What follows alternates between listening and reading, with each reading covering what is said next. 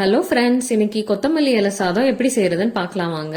அதுக்கு கொத்தமல்லி இலைய நல்லா கழுவி மிக்சர் ஜார்ல சேர்த்துக்கோங்க. ஒரு துண்டு இஞ்சி, ஒரு பச்சை மிளகாய் சேர்த்துக்கோங்க. ஒரு 4-5 பல் பூண்டு சேர்த்துக்கோங்க. 1/2 ஸ்பூன் ஜீரகம் சேர்த்துக்கோங்க. எல்லாத்தையும் சேர்த்து தண்ணி விட்டு நல்லா அரைச்சு எடுத்துக்கோங்க.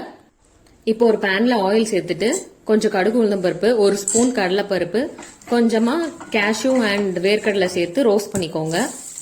ஒரு ஆனியன் ஸ்லைஸ் பண்ணி சேர்த்துக்கலாம். அது நல்லா லைட்டா ப்ரௌன் ஆனதும் நம்ம அரைச்சு வச்சிருக்க கொத்தமல்லி பேஸ்ட் இப்போ இதில் சேர்த்துக்கலாம். கொஞ்சமா பெருங்காயத்தூளும் தேவையான அளவு சால்ட்டும் சேர்த்து ராஸ்மெல் போற வரைக்கும் நல்லா வதக்கிக்கோங்க. இப்போ நம்ம குக் பண்ணி வச்ச ரைஸ் இதில் சேர்த்து கிளறணும்னா கொத்தமல்லி சாதம் ரெடி. இது ரொம்ப ஈஸியான ரெசிபி, செஞ்சு பாருங்க.